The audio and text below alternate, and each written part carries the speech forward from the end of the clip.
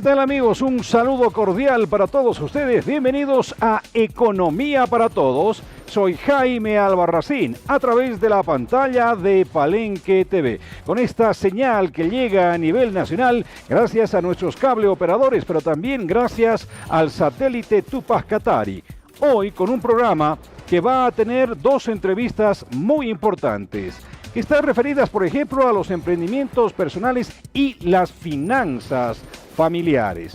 Ese es un primer tema que les proponemos, y el segundo va a estar vinculado a todo lo que representa los emprendimientos en gastronomía. Vamos a tener aquí a un verdadero MasterChef, así que vamos a hablar sobre esos asuntos desde esta señal que se genera aquí en el Mega Center en la zona sur de la ciudad de La Paz.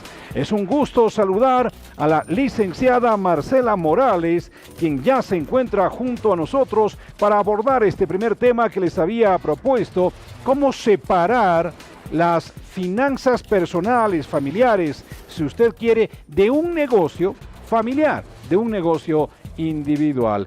¿Cómo está, Marcela? Un gusto saludarle. Bienvenida al programa. ¿Cómo está, Jaime? Muy buenas tardes también a la audiencia. Quien les habla, la licenciada Marcela Romero Montaño, docente actualmente de la Universidad Loyola. Bueno, estoy atenta a sus cuestionarios. Por favor, Jaime, con mucho gusto procuraré ser lo más objetiva y clara posible. Muchas gracias. Perfecto, comenzamos entonces. Muchísimas gracias. La primera pregunta que quería formularle es: ¿las finanzas personales y las finanzas del negocio familiar deben marcarse por separado? Porque, bueno, algunos tienen la costumbre, algunas personas, ¿no es cierto?, en función a los ingresos que tiene el negocio familiar, tomar de la caja, digamos, algo cuando se requiere algo de dinero. Entonces, ¿cuán oportuno, cuán ventajoso es separar estos tipos de manejo de recursos de dinero? Perfecto. Claro que sí. Definitivamente es importante separar las finanzas personales de las finanzas de un negocio familiar, ¿no? Las finanzas personales representan la actividad personal o familiar, independientemente que los ingresos provean o vengan de un ingreso familiar, ¿no? Entonces, en definitiva, sí, la clave es diferenciar ambas finanzas. Bien, ¿cómo se logra entonces diferenciar estos dos tipos de finanzas, tomando en cuenta que uno mismo a veces las genera, ¿no es cierto? Es decir, claro, tanto el emprendimiento como los recursos. Por supuesto, claro que sí. Bien, se debe establecer claramente un presupuesto familiar o personal, ¿no? Y ese va a abordar, en definitiva, los ingresos y los gastos que como familia en el hogar o de forma independiente se lo hace. Sin embargo, las finanzas de orden del negocio, como bien dice, es un negocio, independientemente que sea familiar. Puede ser esposos, con hijos, sobrinos, y bueno, independientemente de ello, independientemente a que sea una pequeña, mediana o gran empresa, se deben separar. La empresa es la única forma que va a poder tener claridad y debe tratársela con guante blanco, como quien dice, porque está implícito en sí la sociedad o el compromiso que se tiene con las otras personas familiares que pueden estar representando en la empresa. Ahora bien, ¿cuáles son algunas de las claves para lograr este propósito, tomando en cuenta que la tentación siempre va a estar presente ahí, ¿no es cierto? Apelar a la caja de la empresa, ¿por qué no para salvar, entre comillas lo pongo, algunos temas inherentes a la familia? Bien, es posible que una situación de estas, como una emergencia, pueda darse, ¿no? Uno está a veces sometido a ciertas emergencias. Bueno, podemos hacer excepcionalmente, digamos, un uso versus una caja chica si fuera el caso, pero no es lo ideal, es lo que reitero. Dada la pregunta que me hace, ¿no? Como emergencia podría disponerse, pero no es lo ideal. En todo caso, la claridad, la eficiencia y viene de manejar una empresa, viene producto de tratarla como tal, ¿no es cierto? En la empresa se planifica, se organiza, se dirige, se controla y por supuesto tenemos que controlar también nuestras finanzas. A partir de la planificación generamos proyecciones, ¿no? Las proyecciones de nuestros resultados, tanto en los ingresos como en los egresos, finalmente en la distribución que vaya a haber. Entonces, los compromisos clave, o la clave más bien es el compromiso entre las partes, ¿no? Entre las partes que conforman la empresa. Definir claramente los roles, no porque tenga la posibilidad de hacer o tomar mano, digamos, de un dinero que es de la empresa, lo voy a hacer, no. Se deben tener definida una definición clara de cuáles son los roles. Cada uno tiene funciones específicas dentro de la estructura organizativa de la empresa. Separar las relaciones, digamos, familiares con lo profesional. En el momento que estamos en la empresa, tenemos un rol y una actividad profesional. Cada quien está a cargo de una actividad. Consiguientemente, nos olvidamos del parentesco, si ese es el término, porque cada quien tiene que cumplir un rol dentro de esa estructura. Definir claramente los salarios, los ingresos, en conformidad a las utilidades y a la distribución que ya se haya previsto con anticipación. Y crear, ¿no?, las políticas de estructura organizacional claramente y comunicarse. La comunicación creo que es un elemento importante, tanto la comunicación interna como con la comunicación con el entorno desde el punto de vista empresarial, ¿no? Entonces, yo me atrevo a decir que esas son las claves y sí debiéramos manejar con guante blanco las finanzas de la empresa. Me imagino que, bueno, las situaciones se dan, ¿no es cierto? Es decir, y a veces la línea divisoria puede resultar muy tenue, sobre todo cuando se está comenzando en un emprendimiento familiar. Si, bueno, tuve por una emergencia, como usted ha mencionado, que apelar a ese recurso de la empresa, deberé anotarlo, deberé dejarlo claramente establecido y me imagino que deberé reponer ese dinero de inmediato, ¿es así? No, por supuesto, toda la razón.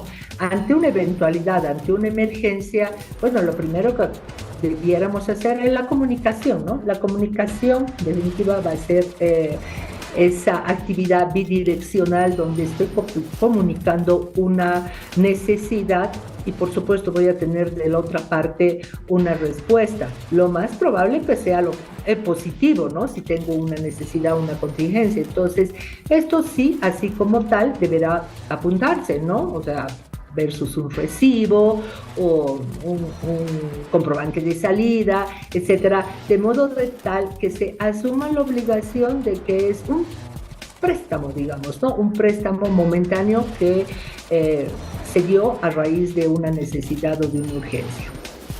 Estamos conversando con la licenciada Marcela Romero en esta entrevista que nos ha concedido aquí a Economía para Todos, en función a esto que representa el emprendimiento familiar y nuestras finanzas personales. ¿Cómo hago, por ejemplo, en el tema de, y me gustaría un poquito más de, podremos decir, desarrollo en función a pagarme mi sueldo? ¿No es cierto? ¿Debo pagarme a mí primero mi sueldo o de repente al resto de la familia que compone también parte de la actividad empresarial? ¿Cómo se debería manejar estos elementos? Bueno, hay una disposición, ¿no? Hay una política a partir de qué pasa ante las utilidades o qué pasa ante las adversidades. Entonces, ya se genera, ¿no?, una política preestablecida. Cada quien o como función que tenga dentro de la empresa, digamos que tiene un salario o, quién sabe, el acuerdo es la división en partes iguales, ¿no? Entonces, ante el resultado, que en todo caso ya tendría que estar previsto y monitoreado con anticipación para saber que sí se está ejecutando un buen resultado, entonces no vamos a tener ningún problema con la distribución conforme el acuerdo. El que va primero, va después, llega a ser independiente. Más bien, lo que sí tiene que haber es orden y claridad, ¿no? La distribución de las utilidades, por ejemplo, en una gestión, me refiero, una gestión de mes o 2 meses, o el pago, bueno, como se lo haya dispuesto, ¿no? ¿Va a ser equitativo o va a ser porcentual o van a tener definidos salarios claros cada uno de los componentes? Entonces, ahí no hay el por qué, digamos, pensar que uno tenga que ser el primero en cobrar. En todo caso, la distribución va a ser para todos los que correspondan conforme al resultado que se está generando. Claro, le hacía esta pregunta porque, bueno, en algún tipo de practicidad, ¿no es cierto?, está el esposo y la esposa dentro de este negocio familiar, pero como sí, supuestamente todavía se mantiene esa tradición, para algunos machistas, ¿no es cierto?, de que el varón es el jefe de la familia, entonces el varón es el que cobra, ¿no es cierto? Por eso le hacía esta pregunta. Sí. Bueno, creo que para efectos de eficiencia en los resultados, en el desarrollo, en los lineamientos, en los acuerdos, etcétera, bueno, un poco tendría que dejarse de lado el machismo, ¿no? Creo que el machismo estaría de lado. Se ha conformado un acuerdo familiar entre esposos, entonces cada quien recibe la parte que le corresponde conforme al acuerdo y bueno, el que va primero va después es independiente. El tema es de que se cancela esto como normalmente se cancela, con la obligación que se cancela en cualquier otra empresa, ¿no? Entonces, debiera quedarse este tema un poco digamos, a consideración de las políticas que inicialmente se han generado, los acuerdos que se han generado entre partes, hablemos así. Excelente, sí, porque bueno, también desde la otra vereda del frente existe el matriarcado. Pero bueno, a ver, hablaremos de lo siguiente, licenciada. A ver, el tema es cuando las finanzas de mi empresa no están cuadrando con las finanzas personales. Entonces, ¿cómo lograr esta distinción para que uno no influya en lo otro? Ya, muy buena pregunta. Bien, en todo caso, las finanzas personales tienen ya, digamos, un presupuesto más o menos claro definido, ¿no? Sabemos cuánto va a ser el ingreso de la parte mía, la parte del esposo, si fuese el caso, ¿no? Y sabemos cómo se lo va a distribuir, ¿no? Ahora, si hay, digamos, un efecto en el caso de que las finanzas en la empresa no estén yendo bien. Sí, es posible que se dé esta situación. Por supuesto que va a repercutir, más aún si uno se alimenta o el presupuesto familiar se alimenta de los resultados de las finanzas del negocio, por supuesto que va a haber un descuadre, ¿no? Bueno, en ese caso, ¿qué podríamos hacer? Uno, en el caso, digamos, del presupuesto familiar, habrá que establecer ciertos recortes, bueno, ajustarse un poco más en ciertos gastos y punto, ¿no? O sea, eso podría ser lo elemental que creo que todo el mundo lo podemos hacer. ¿Qué pasa en las finanzas de la empresa? Si estamos generando una adecuada gestión y vamos revisando permanentemente nuestro flujo de caja, nuestra liquidez, tanto ingresos como egresos, entonces vamos a ir percibiendo antes de que termine, digamos, la gestión mensual, por ejemplo, si estamos con alguna contingencia. Es decir, si no prevemos alcanzar el objetivo mensual, es que sí, evidentemente algo está pasando. Sin embargo, ahí se viene la inteligencia en la toma de decisiones, ¿no? Porque si es que estoy preveyendo que hay alguna dificultad, tendré que cambiar algún rumbo, ¿no? Tendré que tomar alguna decisión. Si en definitiva ya los resultados me están mostrando diferencias importantes y no estoy cumpliendo con el objetivo como empresa, bueno, entonces ahí tendremos pues que ver qué se hace, tal vez recortar costos, no sé, recortar personal, porque seguramente no va a ser la empresa, o la empresa no necesariamente solo está en el orden familiar, también hay otras personas, no por el hecho de que tengamos necesariamente que prescindir de las labores de otras personas, sino porque ante una necesidad de liquidez, pues algo está pasando, ¿no? Tendremos que cambiar. ¿Qué es lo que pasó, por ejemplo? Y más aún, a esto me refiero en la misma situación de hoy por hoy. Estamos viviendo una crisis económica, política, sí, bastante importante. Hay empresas que les ha tocado bastante fondo el tema de no contar con dólares, ¿no? Y tienen que hacer sus acuerdos con proveedores extranjeros, especialmente en dólares. Entonces, ¿qué se hace? La tendencia es que si tengo que conseguir dólares, por ejemplo, a un mayor precio, bueno, pues voy a verme en dificultades, ¿no es cierto? Entonces, ¿qué opciones se pueden tomar?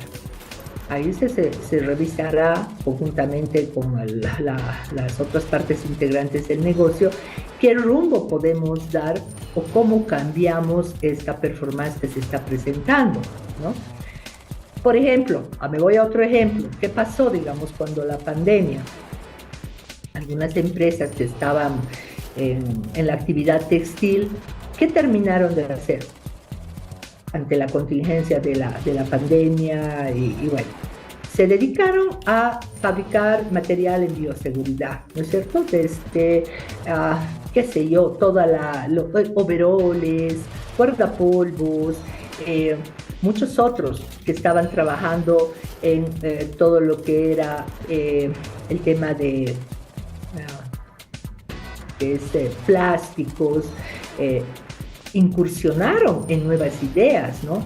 Incursionaron en la idea de poner plataformas o vistas de frente, que las hemos visto muy bien en las cajas, por ejemplo, en los bancos. Entonces, ahí está un poco el idear ante algún problema, ¿no? ¿Qué rumbo le vamos a dar al negocio? Pueden surgir otras oportunidades, ¿no es cierto? Otras oportunidades donde está implícita la inversión o otras oportunidades donde, bueno, tal vez tengamos que ir a reducir el tamaño de la empresa o cambiar el rumbo. Algo se tiene que presentar, ¿no? Perfecto. Para ir cerrando, para ir cerrando ya un poquito la entrevista, mi última pregunta es, entonces esto amerita, ¿no es cierto?, en función a lo que nos ha comentado, una suerte de revisión periódica de los presupuestos. ¿Debería marcarse de esta manera? Sí, indudablemente, sí. En definitiva, es lo ideal. No esperemos que los resultados lleguen. Anticipémonos a ellos. Vamos midiendo a partir de ciertos estándares de control si vamos a conseguir los resultados que estamos buscando, ¿sí? Entonces, a partir de eso podemos cambiar el rumbo, monitorear en otra dirección, etcétera, de modo que podamos mejorar el resultado final, ¿no? Ante una decisión oportuna, anticipada, no sobre no sobre el resultado, que de pronto puede ser un mal resultado si tenemos una tendencia negativa. Es eso ahí. Perfecto, muchísimas gracias. Se nota la capacidad de docencia, ¿no es cierto? Todos los temas muy bien explicados, así que le agradezco una vez más por haber estado presente aquí en su programa también, Economía para Todos. Que sea hasta una próxima oportunidad para seguir hablando de temas ligados, ¿por qué no?, también a la educación financiera. Muy gentil, licenciada, hasta una próxima oportunidad. No, muchas gracias, Jaime, a usted que ha permitido que tengamos esta pequeña entrevista Un placer para mí, cuando guste, estoy para atenderlos y bueno, muchas gracias y los felicito por tener, digamos, esta predisposición de lanzar temas que son de hoy por hoy útiles para todos, ¿no? Para todos. Eso es. Muchas gracias. Perfecto, muchas gracias. Hemos conversado así entonces sobre estos asuntos ligados a los emprendimientos familiares y las finanzas familiares, que son definitivamente muy importantes. Cómo separar las aguas en beneficio del desarrollo de nuestro emprendimiento, pero también para que nuestras finanzas familiares, porque no individuales, estén en orden también. Eso es muy importante, ¿no es cierto? Porque la tentación, digamos, de mezclar las dos cosas, es decir, lo que representa, por ejemplo, el presupuesto de la empresa versus el presupuesto de la familia, cuando ahí hay un mal manejo, es muy probable también que esto pueda marcar algunos problemas serios para nuestro emprendimiento. Muchas gracias, le decimos entonces a la licenciada Marcela Romero, quien nos ha acompañado en esta oportunidad. Bien, vamos a continuación al panorama internacional de las noticias en términos económicos, pero con un tema que está ligado a Bolivia y que tiene que ver con los incendios forestales. Básicamente, el contenido de la siguiente nota que ustedes van a ver, les adelanto algo, es que se considera a nivel internacional que el crecimiento agropecuario en Bolivia tiene mucho que ver con las quemas forestales. Vamos a ver este reporte de la televisión alemana en función a este asunto. Este bosque en el este de Bolivia está en llamas. Cerca de 3 millones de hectáreas han sido calcinadas y los incendios siguen fuera de control. Cada vez más residentes tienen que huir de las llamas. Especialmente en la región de Santa Cruz, la agricultura industrial crece y crece desde los años 90, usando mayoritariamente la técnica de tala y quema. La ganadería industrial ha alcanzado en Bolivia en los últimos años niveles récord. Para conseguirlo, el gobierno ha concedido numerosas licencias de tala y quema. Pero mucha gente critica que las penas por la tala ilegal son demasiado bajas. También el calentamiento del clima convierte los incendios en peligros cada vez mayores. Los agricultores indígenas intentan ayudar a proteger sus tierras de cultivo, pero las perspectivas son desoladoras, ya que la época fuerte de los incendios aún ni ha comenzado.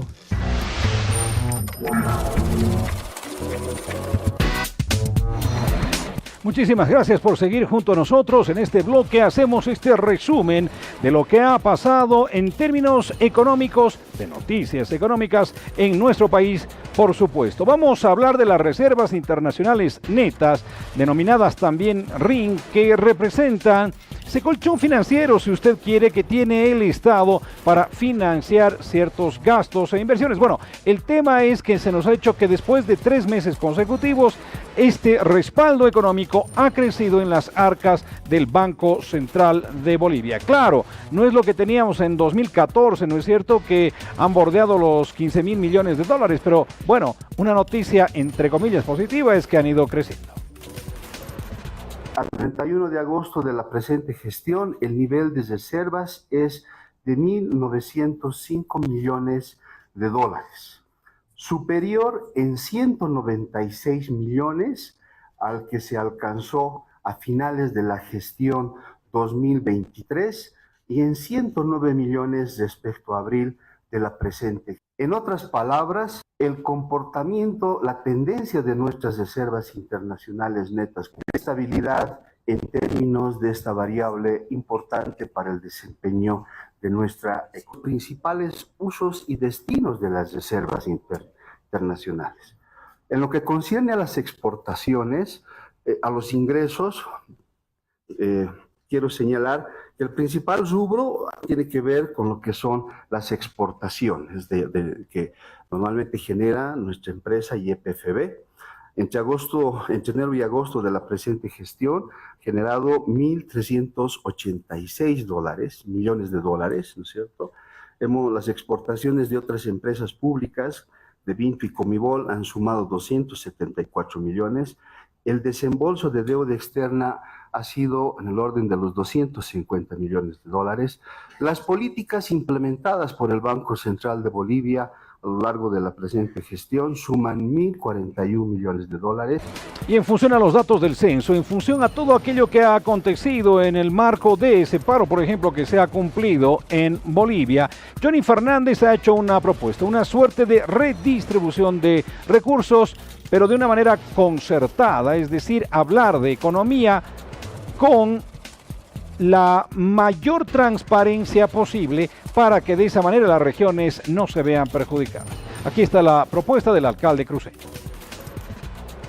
Que tenemos que cambiar el marco jurídico ya de todo lo que es la distribución de recursos económicos a las regiones.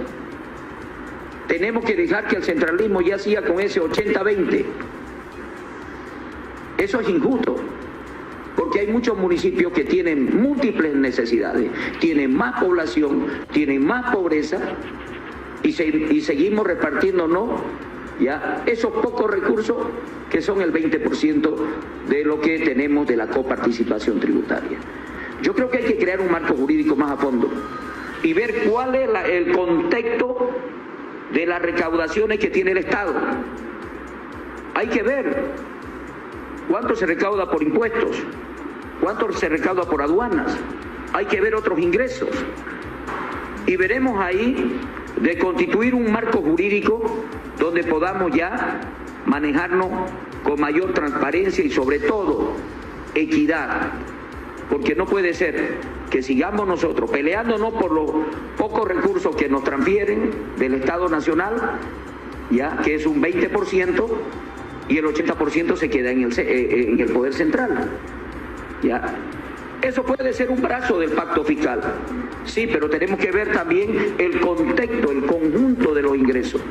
Y veremos ya una fórmula cómo se tenga que distribuir esos ingresos.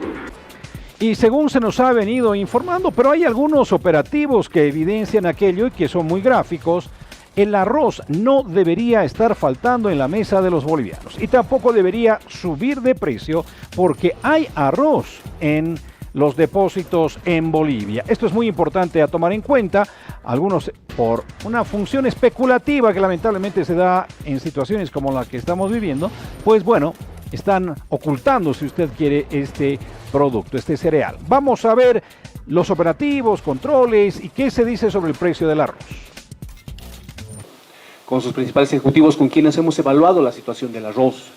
En esa tónica todos estamos conscientes de que la sequía que ha aquejado al país, que es importante recordar es una de las más drásticas observadas en los últimos 25 años, ha afectado la producción de arroz, ¿ya? Sin embargo, no, hemos observado en un primer levantamiento de datos que tenemos más de 80.000 toneladas de arroz en chala, ¿no? En los diferentes silos y en los diferentes ingenios arroceros, con lo cual garantizamos plenamente la provisión de este producto hasta el inicio de la siguiente campaña. No olvidemos que el arroz bajo riego va a empezar a cosecharse también, ¿cierto? A partir del mes de finales de octubre, ¿no? La ausencia de lluvias ha hecho de que se retrase aproximadamente un mes esta cosecha, ¿no? Pero vamos a tener también ya arroz que va a empezar a entrar, nuevo arroz que se va a empezar a cosechar a finales de octubre. Eso va a ayudar a que los niveles de stock también se incrementen y por tanto podamos alcanzar hacia la siguiente campaña que vamos a empezar a cosechar en febrero, marzo del siguiente año. Y la situación económica que vive Bolivia, por supuesto, es complicada. El presidente del Estado ha señalado que va a ser difícil que esto se pueda evitar, subsanar en el corto plazo, porque además hay un panorama internacional adverso que está marcando a toda la economía planetaria. Por supuesto, Bolivia no puede ser la excepción. Esta es la palabra del presidente del Estado en relación a la economía en este foro que se ha cumplido en Sucre. Bolivia reafirma su compromiso de fortalecer su posición en el Mercosur, convencidos de que solo unidos podemos avanzar hacia un futuro de desarrollo y bienestar para todos en una región más justa y solidaria. Estas consideraciones son las que motivan el tema central del 17º Encuentro de Economistas de Bolivia. Para tal efecto, los organizadores de este encuentro han invitado a destacados académicos e investigadores quienes participan como expositores principales y que compartirán sus valiosas experiencias y conocimientos sobre el tópico que nos congrega. Este espacio de reflexión y debate será fundamental para explorar soluciones que puedan ayudar a Bolivia a mitigar los efectos de la desaceleración global y regional y enfrentar con mayor resiliencia las presiones inflacionarias y las tensiones geopolíticas que desafían nuestro desarrollo económico. Y a propósito de productos, a propósito de precios, el viernes también se ha manifestado esta asociación de carniceros, ¿no es cierto?, agrupados en Futecra, trabajadores en carne, para ser más precisos. Bueno, ellos también están preocupados por el precio del producto, claro. No sé si nos dirán que también necesitan dólares, ¿no es cierto? Pero el tema es que están esperando, por el contrario, que haya un mayor control del producto que está ingresando de otros países a Bolivia. Con todo, esta ha sido su petición. Nosotros como trabajadores en carne estamos molestos porque nuestras autoridades nacionales no están haciendo en defensa de todos los productos que están saliendo hacia el vecino país Perú. Y nosotros exigimos a la brevedad posible que haya una normativa y donde que ellos también nos tienen que defender como autoridades nacionales, donde nosotros estamos careciendo porque ya no hay ganado y nosotros y que estamos en etapas de que donde nosotros estamos entrando en escasez, porque nosotros siempre, todos los años, hemos estado un poco escasez de ganado el mes de septiembre, octubre, noviembre, diciembre recién, repoblación de ganados hay, pero lamentablemente ahora que estamos sufriendo y también los contrabandistas están entrando a diferentes departamentos, a Cochabamba, Santa Cruz, Beni, Pando, a ese lado están entrando. Y por lo tanto nosotros pedimos a nuestras autoridades de una vez, a la brevedad posible, que hagan una normativa en decreto supremo y donde también nosotros pedimos la ley que de una vez se elabore. Amigos, vamos a una pausa y cuando retornemos tendremos una entrevista que considero muy importante, al igual que la primera que hemos desarrollado. Vamos a desarrollar consultas a uno de los chefs más importantes que tiene hoy por hoy La Paz y por qué no el país. Nos referimos a Pierre Van Host, con quien vamos a hablar sobre emprendimientos gastronómicos, productos, mercado y también clientes. Así que por favor, aguarden.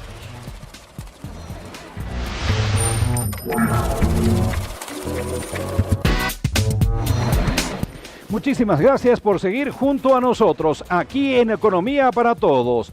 Vamos con nuestra segunda entrevista prometida para esta edición. Y para ello hemos invitado a un personaje dentro ya de la sociedad paceña, una de las personalidades, podríamos decir, muy conocidas, sobre todo en el ámbito gastronómico. Es un gusto tener aquí en nuestra pantalla al jefe también de carrera de gastronomía de la Universidad Loyola. Nos referimos a Pierre Van Host, quien nos acompaña en esta oportunidad para hablar de lo que representa la gastronomía, por supuesto, pero también de esto que está ligado, ¿no es cierto?, a la actividad que están desarrollando muchas familias. Pierre, ¿cómo estás? Un gusto saludarte. Voy con una pregunta inmediatamente hacia ti. Coméntame un poquito cómo está el ámbito de los emprendimientos gastronómicos. Tú además que trabajas con mucha juventud que está muy presta a emprender. Un gusto, Pierre. Hola Jaime, buenas tardes a todos, ¿cómo están? ¿Cómo ves? La gastronomía ha tenido bueno, como saben, ¿no? La gastronomía siempre evoluciona, siempre hay un desarrollo que depende de varios factores, puede ser cultural más que todo, puede ser socioeconómico que está contado dentro de lo cultural. Y hemos visto en estos últimos años que con la pandemia, por ejemplo, con nuestro querido COVID, la manera de pensar un emprendimiento gastronómico ya cambió un poquito. Bueno, de hecho cambió bastante. Y si pueden ver ahorita, por ejemplo, hay mucho más delivery que antes. Entonces, esta parte para nivel negocio ya no es negligible, ya hay que tomarla en cuenta bastante para poder seguir el paso de los que han surgido. En ese sentido, Pierre, ¿dónde debe apuntar el mercado gastronómico? Es decir, me refiero a la comida rápida, la comida tradicional boliviana, tratar de incursionar de repente en otros ámbitos? ¿Cómo ves el mercado en ese sentido, Pierre? En este nivel el mercado ha cambiado también con la juventud, ha cambiado con las nuevas ondas de gastronomía. Por ejemplo, si ven digamos, la proliferación de snacks y de pequeños emprendimientos que venden más que todo pollo broster, pollo al espiedo, hamburguesas, etcétera. Eso es lo que más crece. Con los colegas de la Asociación de Chefs de Bolivia, muchas veces nos reímos y decimos, ¿por qué hacemos cosas tan complicadas? Cuando los que hacen plata son los que venden pollo al espiedo. Y es verdad en una parte, pero como con la pasión, con el amor a la investigación, al trabajo de todo, ya no existe esta parte dentro de estos estilos de negocios. Pero de otra parte, si ves bien también los chicos, los jóvenes, las nuevas generaciones, tienen razón, comen mal, pero tienen razón. Hablamos también con los colegas. Tú tienes una chica, la vas a invitar, a ver, tienes 19 años, 18, 20, vas a invitar a una amiga, a tu novia a comer algo. No la vas a invitar a comer guayaque, no la vas a invitar a comer rostro asado. ¿Qué la vas a invitar? Lo mismo, la vas a invitar a comer hamburguesas, la vas a invitar a comer tal vez unas pastas, la vas a invitar a comer un pollo al espiedo, un pollo broster, vas a ir en tal o tal marca conocida y allá también es la evolución de la gastronomía y de la identidad gastronómica. Y eso sí es un problema, porque primero a nivel de alimentación, salud, nutrición, no es muy, digamos, no es muy bueno, y del otro lado se pierde platos, se empieza a perder platos, se pierde patrimonio alimentario. Eso es muy importante, es lo que tratamos de evitar que es lo que tratamos de hacer, pensar a nuestros jóvenes de la carrera y decirles, chicos, está bien, pueden comer eso, pero no hay que olvidar el resto. Pierre, la actividad de la gastronomía debe ser una de las actividades de mayor crecimiento que hay en Bolivia. Producto de ello también, carreras como la que tú tienes como jefatura, ¿no es cierto?, están creciendo en cantidad de alumnos. Ahora, he visto que muchos de estos alumnos se focalizan en algún platillo en especial. Por ejemplo, he visto grupos de jóvenes que hacen fundamentalmente, te digo, el menudito, o hacen otros anticucho, exclusivamente aquello, y ahí le suman una serie de elementos como venta de vinos específicos o cerveza de alguna naturaleza. Focalizar en un platillo especial podría ser una de las rutas clave al momento. Sí, se puede, pero como te digo, son snack, ¿no? Anticucho es un plato muy rápido que normalmente se debería comer en la calle. Ya no es la gastronomía tan, como se dice, tan gourmet, tan fina como antes. Me hago entender.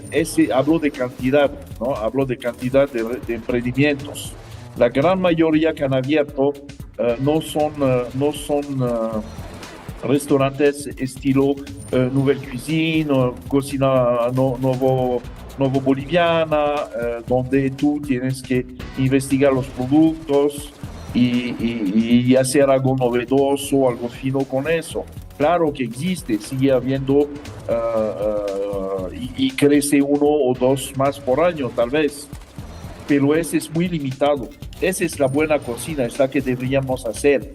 Cocina de investigación, cocina de revalorización de productos que a veces ni siquiera ya se usan. Pero a nivel negocio, a nivel emprendimiento, yo creo que sí, la gente debería apostar sobre algo más ciblado, más... primero no tan grande, ¿no? Siempre hemos dicho un restaurante con una carta de 80 o más platos y es exagerado. hasta el cliente se pierde en este menú. Entonces,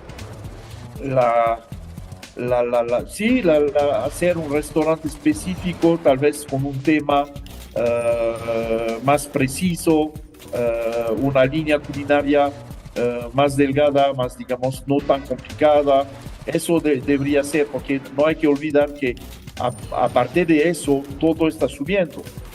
Y ese es un gran problema. Todos los insumos han subido cuántas veces este año. Y ahorita la última con el problema, supuestamente, con el supuesto problema del dólar, etcétera, la especulación, etcétera, etcétera, peor nos va a ir. Para la universidad, si recuerdo bien, comprábamos en supermercado 10 kilos de harina en 43 bolivianos.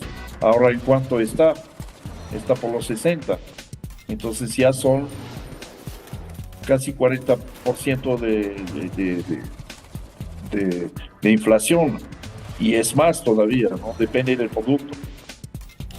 Correcto. Ahora, por lo que tú me vienes señalando, es importante investigar. Por ejemplo, solamente es un ejemplo, ¿no es cierto? Si yo voy a hacer el famoso silpancho, por ejemplo, indagar, investigar de dónde viene, cómo ha nacido, todo aquello, pero esta investigación del platillo en sí también tendrá que estar en función a identificar mis potenciales clientes, es decir, no sé, una suerte de personalización, si tú quieres, del platillo en mi oferta para mi cliente. Sí, tal cual. Así nomás, enfocar el plato con la clientela que quieres agarrar. Si Pancho en La Paz, por ejemplo, no pondría yo, pero por Cochabamba, que es de donde viene, claro, la gente le encanta, etcétera. Entonces, más enfocado en el lugar, más enfocado en la sociedad del lugar donde vives o de donde quieres hacer tu emprendimiento. Por eso también el estudio de mercado. El estudio de mercado para posicionarse, para abrir un emprendimiento, es muy importante. Es la primera cosa que tienes que hacer. Tal vez quieres abrir un restaurantito al lado de tu casa, en tal barrio y todo, pero no por eso te va a ir bien. Hay que estudiar eso.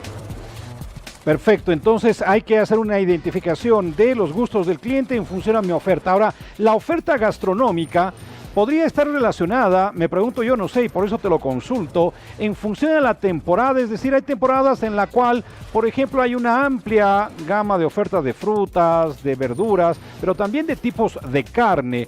¿Debería ser en función de la temporada también mi oferta gastronómica?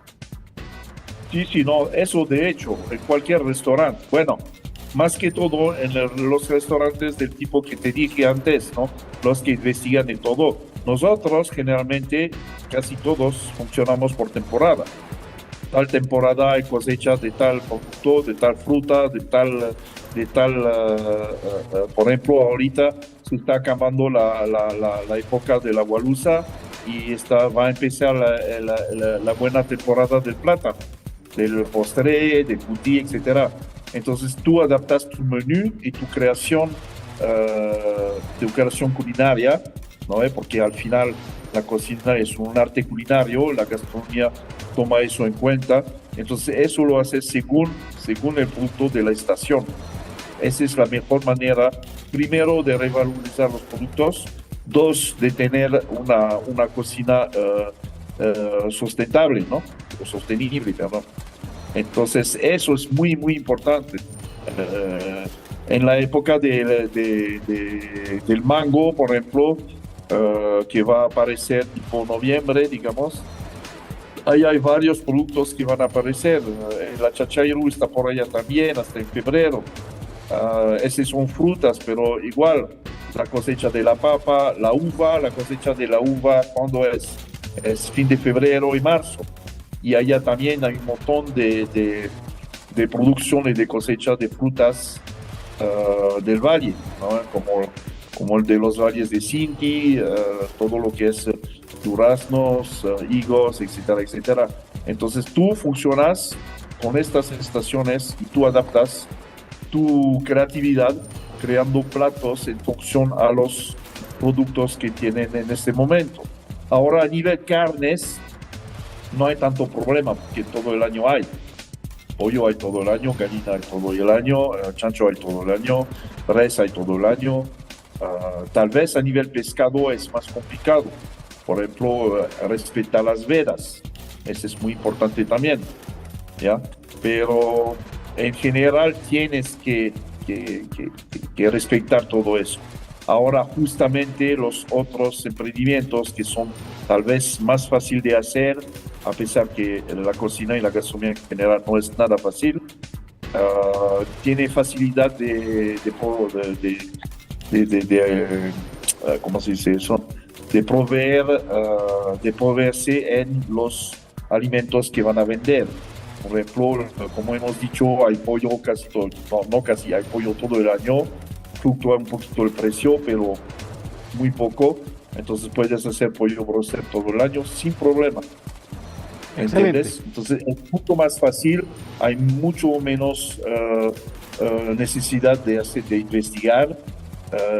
El tipo que va a vender pollo broster en la esquina de la calle no necesita saber al límite. Sería bueno que sepa. En Europa, por ejemplo, es obligatorio. Hay trazabilidad de los productos, pero aquí no hemos llegado a eso todavía. Entonces, el tipo que vende pollo broster en la esquina de su casa no necesita saber de dónde viene su pollo, mientras esté de buena calidad y que había respecto de la cadena de frío, de higiene y manipulación de alimentos, todo va bien. ¿Ya? Esas son normas básicas que todo el mundo tiene que hacer, todos los restaurantes, todos los emprendimientos gastronómicos tienen que seguir, y no solamente cuando hay un virus que está apareciendo, sino que eso es general y debería ser automático todo el tiempo. Perfecto, sí, a eso básicamente se orienta también mi última pregunta. ¿Qué clave, qué consejo, qué es lo primero que debe fijarse una persona que se dedica a la gastronomía en función a la manipulación de alimentos? El principal cuidado que habrá que tener aquello, porque hace también, ¿no es cierto?, a nuestra actividad gastronómica. No, claro, bueno, primero es importante, ¿por qué? Porque un turista, si bien es nacional o extranjero, eso no importa, es una persona, va a comer por lo menos 3 veces al día. Si un turista que viene de Europa, por ejemplo, ha ahorrado 10 años para venir a pasar un mes entre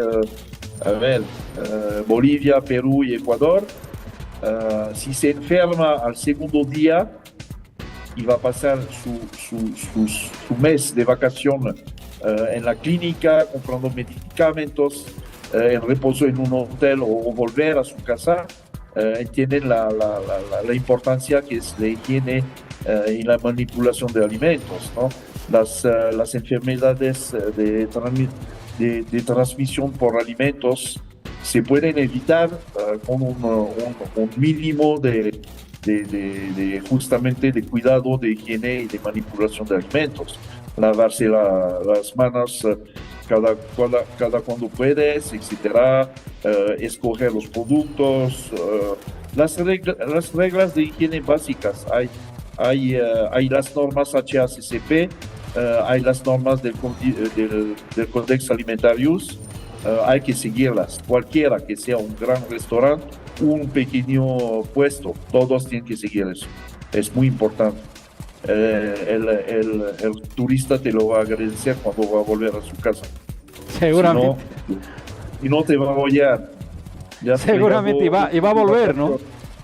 No, y nunca más va a volver. Y es mala publicidad para el lugar donde ha ido, por si acaso. Perfecto. Ay, me enfermé, ¿no? Con Bolivia. ¿Cómo? Sí, ¿qué has comido? Eso. Dice, ya, listo, chao, ya no vas a Bolivia. Un cliente satisfecho o no satisfecho toca más o menos 200 personas diferentes.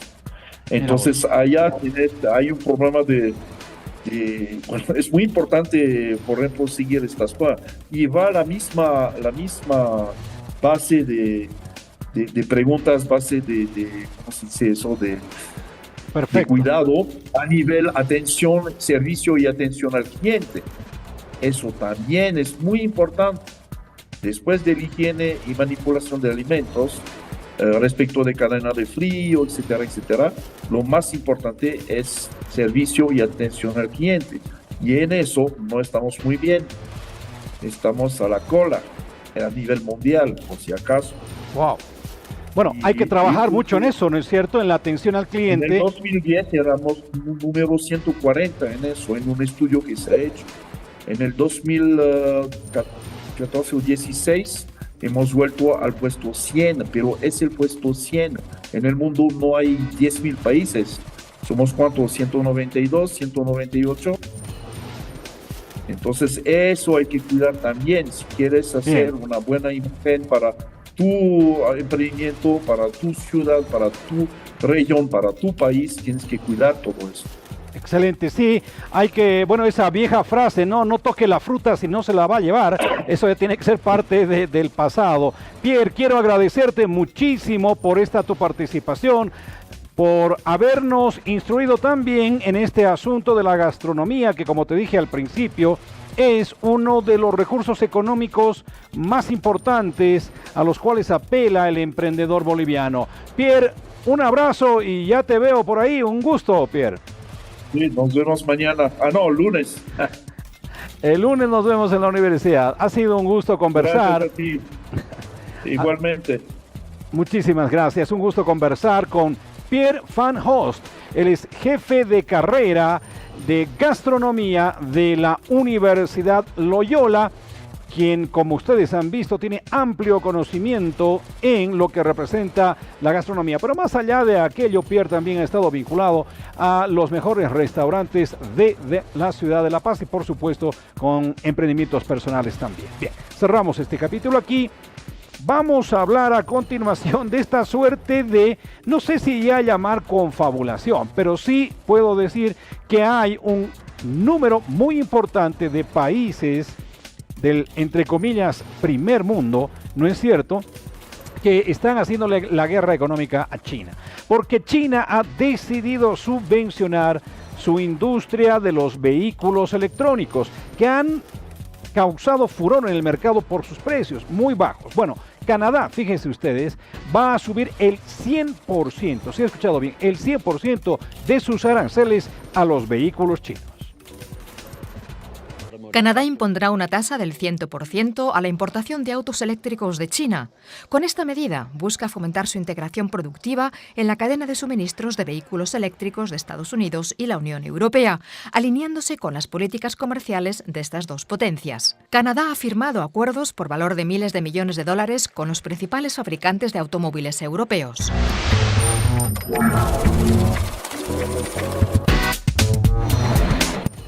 Muchísimas gracias por haber compartido estos minutos acá en Economía para Todos a través de la pantalla de Palenque TV.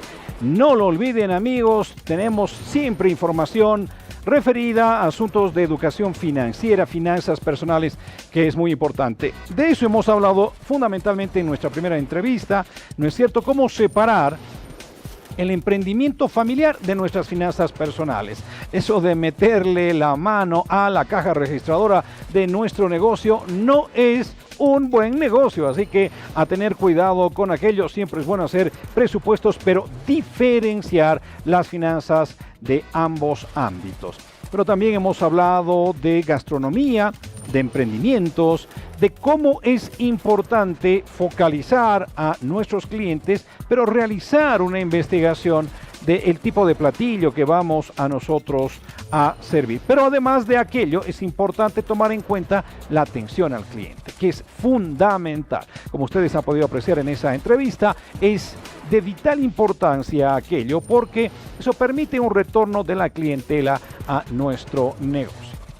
Con esto, con este pequeño resumen, cerramos la edición de Economía para Todos correspondiente a esta semana. Amigos, ustedes han sido muy gentiles. También pueden reeditar estos capítulos los sábados a las 14:30 con nuestro reprise, pero también a través de nuestras redes sociales. Nos encuentran en YouTube también a través de Economía para Todos Palenque TV, donde estamos reproduciendo la integridad de estos productos comunicacionales.